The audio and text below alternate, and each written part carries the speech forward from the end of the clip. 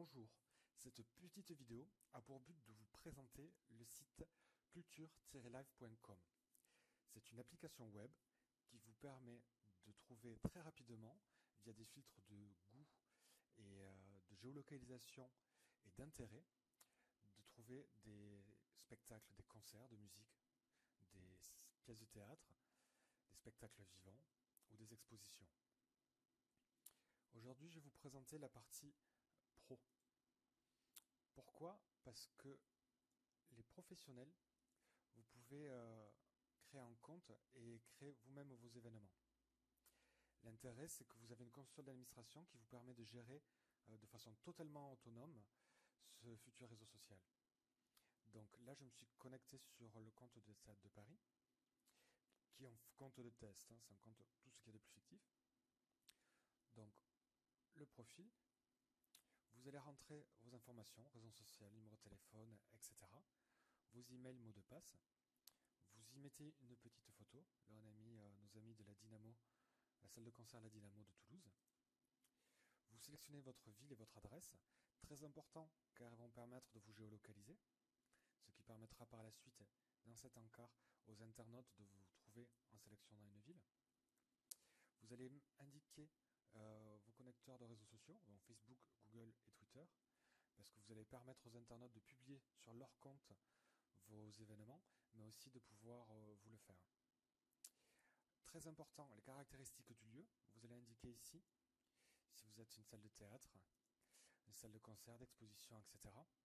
Ce qui va nous permettre à nous de mettre des filtres, et là vous confirmez bien sûr, de mettre des filtres afin de classer tout ça et pour que les internautes vous retrouvent plus rapidement. On verra plus tard, il y a un module recherche qui va utiliser ces filtres-là pour accélérer la recherche. Donc du lieu, le nom du lieu, là nous avons mis pro test, l'adresse, etc.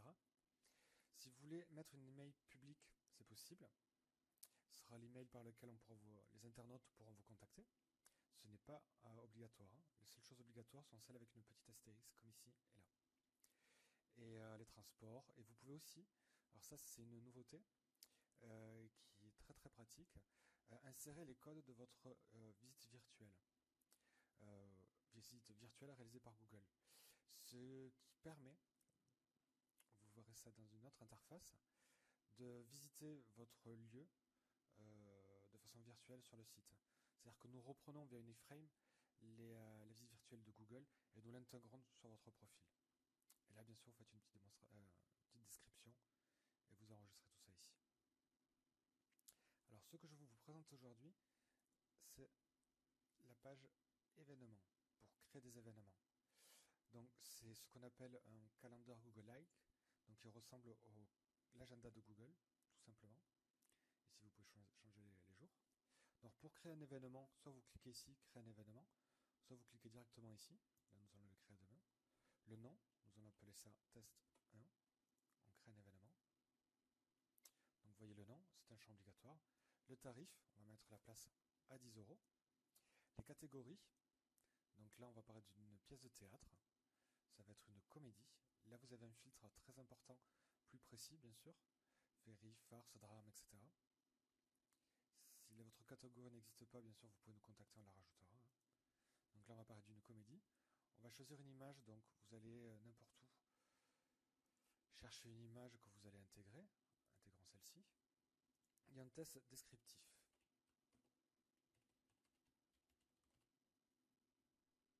Et nous faisons un petit test de description. Les plages et les planifications. Alors voilà le cœur du système et ce qui est important pour vous. Si c'est une plage à date unique, c'est-à-dire un événement sans récurrence, vous cliquez ici. Et si c'est bien sûr, il y a plusieurs récurrences, vous cliquez ici. On va commencer par les plages à date unique. Vous cliquez là si c'est la journée entière. Sinon, vous mettez la date, le jour. On va mettre demain. L'heure de début, on va mettre 18h30. L'heure de fin, donc c'est le même jour, ce sera le 5. Et ça va finir à 22h30. Là, nous avons créé une planification de date unique. On clique ici pour la créer. Voilà. Maintenant, je vais vous montrer, alors si vous voulez modifier bien sûr, cliquez sur l'événement choisi et vous pouvez le modifier. Maintenant, je vais vous montrer comment créer des récurrences. Donc pour les récurrences, c'est très simple. Vous choisissez une date, toujours, on va mettre demain. Par contre là, ça va s'étaler sur un mois. Donc ça va finir par exemple le dimanche 5 avril. Les dates, l'heure, toujours 18h30 jusqu'à 20h30. Et là, nous allons choisir les jours. Donc ça va être par exemple le mardi, mercredi, jeudi, vendredi et samedi à cette heure-là.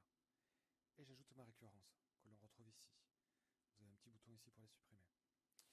Si ce même spectacle, ici une pièce de théâtre, a un horaire différent, par exemple le dimanche, parce qu'elle est jouée l'après-midi, eh bien, nous allons toujours pareil mettre nos dates.